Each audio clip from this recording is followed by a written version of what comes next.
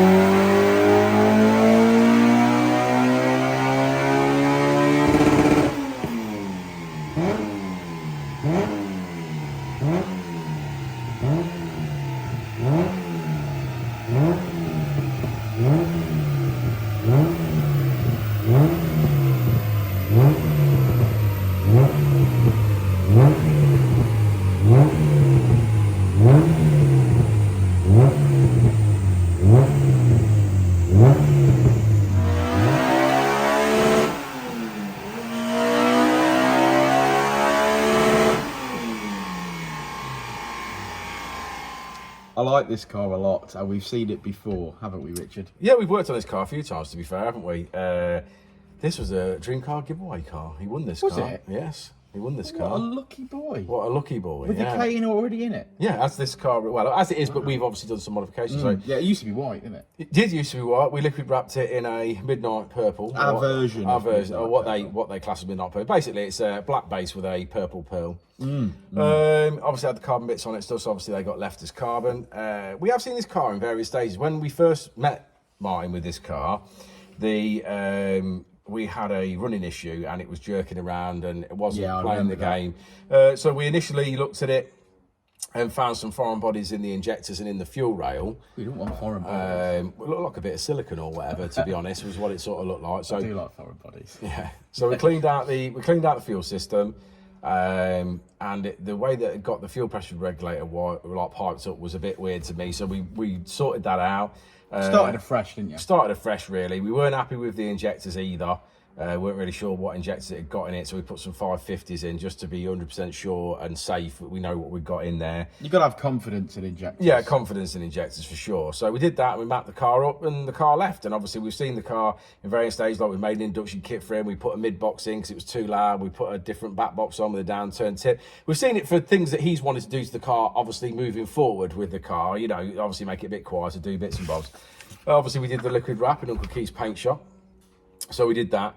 And then recently, the car came back. He said it hadn't got an idle speed control valve on it. So when he was in the morning, he had to fire it up and then keep his foot on the throttle. So I said to him, well, the easiest way to eliminate that problem is buy an idle speed control valve. We can obviously fit that, turn it back on in the mat. We can get all that working and that will solve all those problems. So we did that. But what I noticed when the car was here is it was struggling to start. And when I rang him, he says, oh, yeah, it has been struggling to start, but I thought it was the idle speed control valve and stuff and whatever. I said, no, because we fitted that now and it's still struggling to start. So sent gents around the front to look at the fuel pressure and we were down to like 20 psi. And I'm like, well, that's definitely not right then. That's something going on there. So we took the fuel pressure regulator apart, didn't see any debris in there again, just in case, because I thought, well, that's weird if it's picked something else up. So checked that, nothing. So we pulled the fuel pump and someone had used a non-submersible fuel hose between the fuel pump and the, I suppose, pickup unit, as you would call it. And the reason that is no good is because non-submersible fuel hose will degrade. Yeah, degrade and deteriorate. So that could have been, to be truthfully honest, 100% the answer where we had some debris from in the first place. Obviously, that pipe had got a split in it, therefore, obviously, it wouldn't build any fuel pressure, therefore, it was giving us a bulk of the problems that we were having at that particular point. We did change that bit of pipe for a submersible fuel hose bit of pipe, and to be honest, at the time, Martin was here with the car. Car started, we set the fuel pressure, it seemed good. You know, we sort of sent him on his way, obviously, because there wasn't a lot else we could do at that point. He had to go to work, he needed to take the car, so he left. Did pop back a couple of days later and says, it seems to be running really rich. I can smell it. The AFR gauge is rich and it's sort of bogging down when I'm trying to accelerate and stuff. And he was right. And he was right. He was totally right. And I said to him, well, obviously what we've got to do now is obviously have a look at the map, because we've obviously done it with potentially a little leak at the back, which has obviously continued to get worse, but a little leak in that pipe at the back. And then obviously we now need to take some fuel because out. you get an AFR reading. Yeah, and you tune to that. Yeah, exactly. Yeah, so we've retuned this morning. Yes, we've retuned. And we finished at 200 at the wheels. Yes, it was nice. Yeah, at 250 brake horsepower, pretty much. Yeah, so really happy with that. Yeah, it's not really a massive success story here. It's just been a case of diagnosing faults as this car's gone along. But this is a particularly nice car that I really enjoy seeing. It's it just looks stunning in this liquid wrap. Oh, it does in this colour, absolutely, for sure. And it's actually protecting the original paintwork underneath. Yeah. So it's twofold. It's protected the car. Obviously, they're getting older. Yeah. And also, it just looks incredible. The carbon fibre bits, the midnight purple liquid wrap from Uncle Keith's paint shop.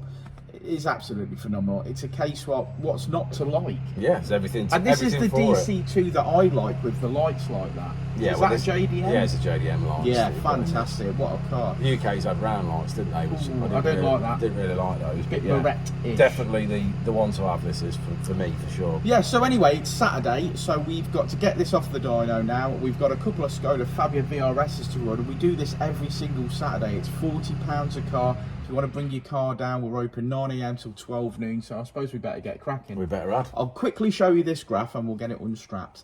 See you in a bit. So there she is, final figures. We're at 200, I'm calling that 250, 248 and a bit, 203 at the wheels. There we go, what a stunning car. Like and subscribe and all that jazz, and we'll see you on the next one, won't we, Rich? We will indeed. I said it before and I'll say it again. Life moves pretty fast.